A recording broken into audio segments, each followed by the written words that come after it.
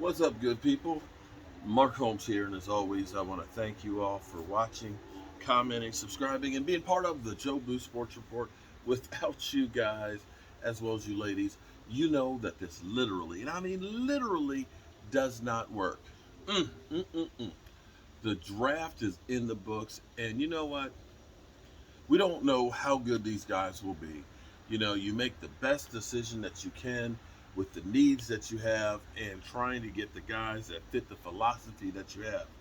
And I love it.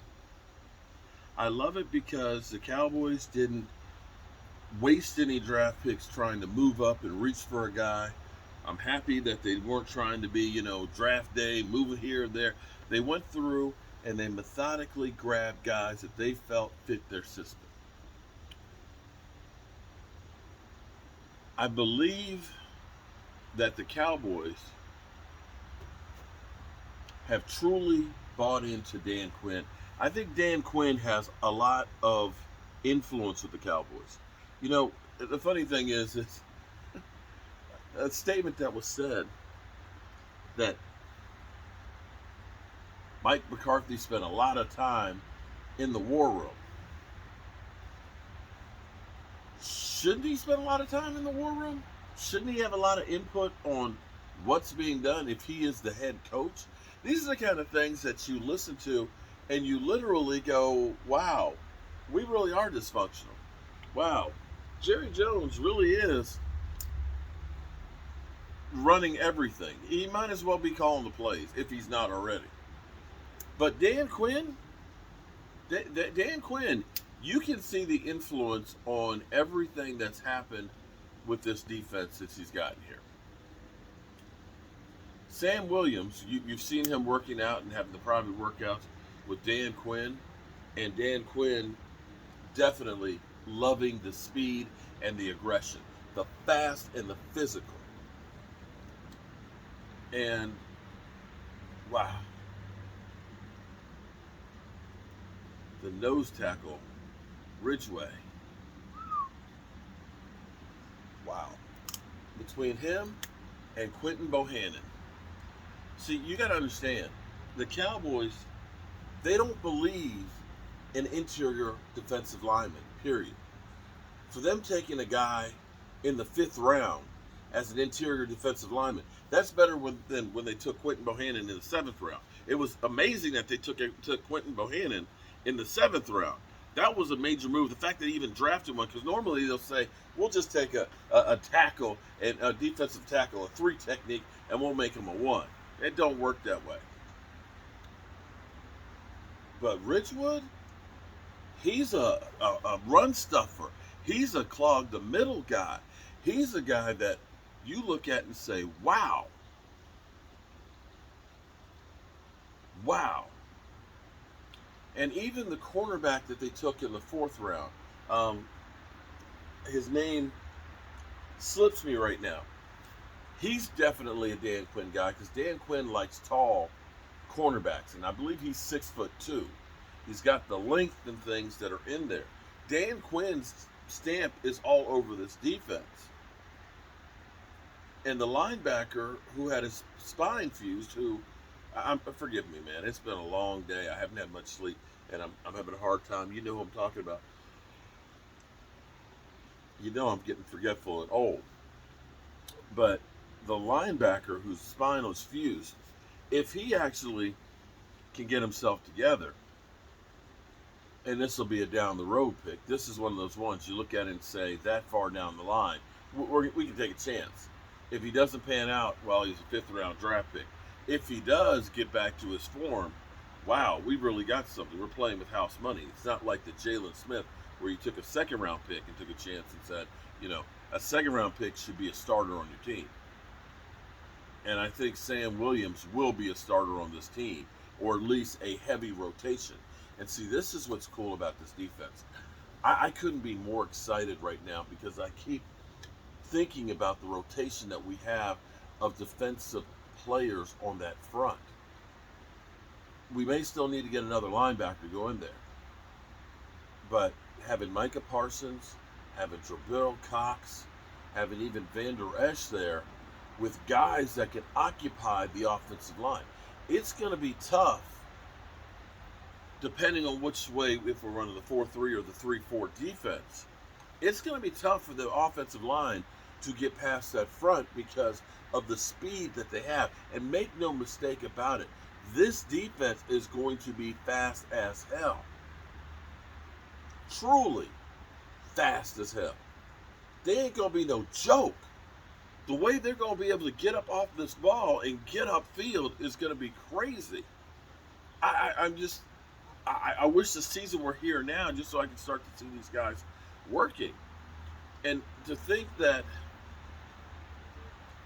last year dealing with the COVID stuff, Dan Quinn just getting there, getting all of these different pieces, for Dan Quinn to know that, hey, I got J-Ron Kearse who can call plays.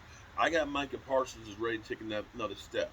I've got Neville Gallimore, who he missed half the season last year, but he showed me flashes. He knows the system.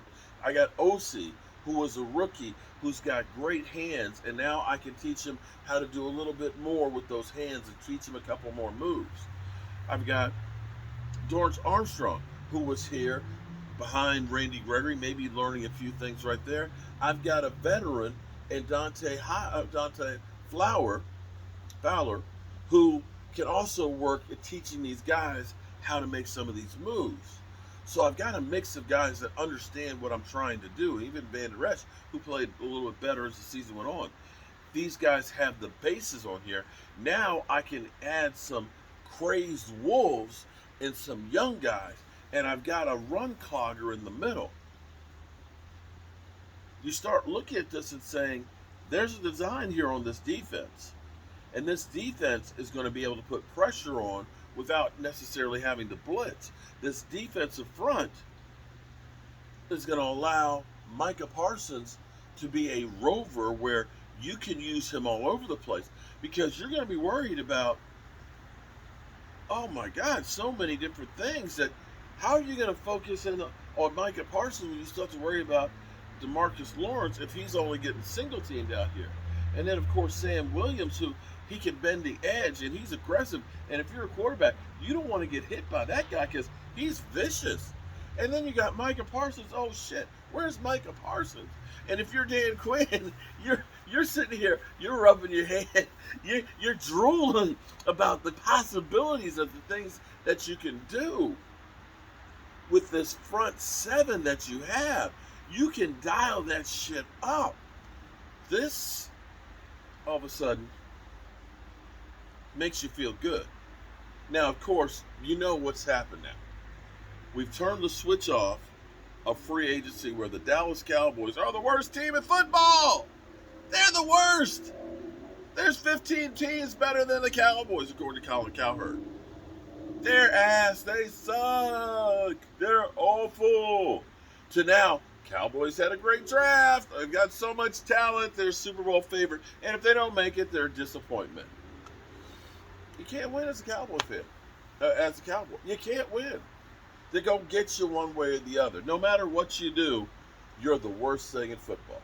We're going to hear about the Cowboys, of course, drafting guys with questionable character.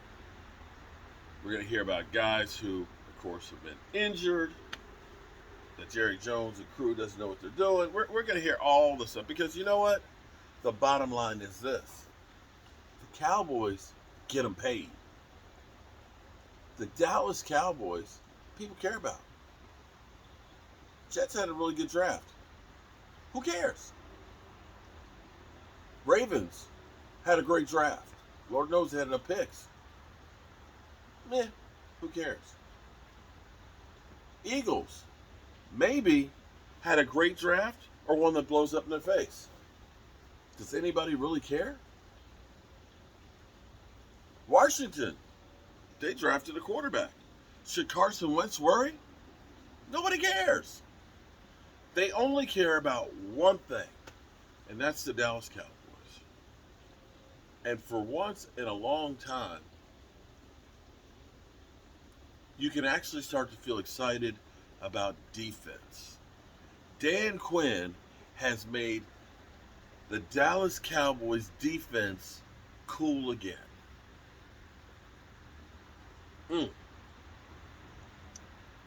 I think the draft was a solid draft. I think this draft is not a draft that you look at and say, wow, there's a lot of sizzle here and there. This draft was a team building draft because this is where you find the meat and potatoes of your roster. We've been getting sizzle for years, but we haven't been getting that meat and potatoes, that staple. We've been getting a taste, but now we're going to get full. We're going to get full on the meat and potatoes that the Dallas Cowboys have. And I tell you what, after the 3 days of live streaming the draft, hanging out with you guys, getting this stuff all together, it seems like we cooked the prime rib. Seemed like that was months ago, but that was just 3 days ago. That first round, it's just like, wow. Time is just sitting here flying by. But I'm so happy that I got to spend it with you guys. You know, when I went to the draft in Dallas, it was great because I got to be there with a couple hundred of you guys, which was incredible.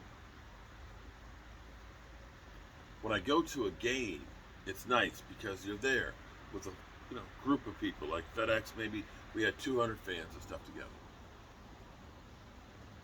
But there's nothing like being here on YouTube together with all of us commenting back and forth, doing this live, seeing all this stuff in reaction, and doing the Zoom in calls and listening to you guys. It's just such a feeling that's almost like being high. And to go through the draft together was an incredible feeling. I don't know if I can describe. I'm probably not describing it the way that it felt for me, but it felt incredible. And yeah, feel like we did something special together. Anyway, you go back and finish spending the evening with my wonderful lady, who understands that I got about 45,000 friends that I got to keep up with. Hope all y'all are having a great night. Make sure you tell somebody you love them tonight, because you might not get the chance in the future. And I love all of y'all. Appreciate you. Have a good one, and God willing, I'll see you tomorrow.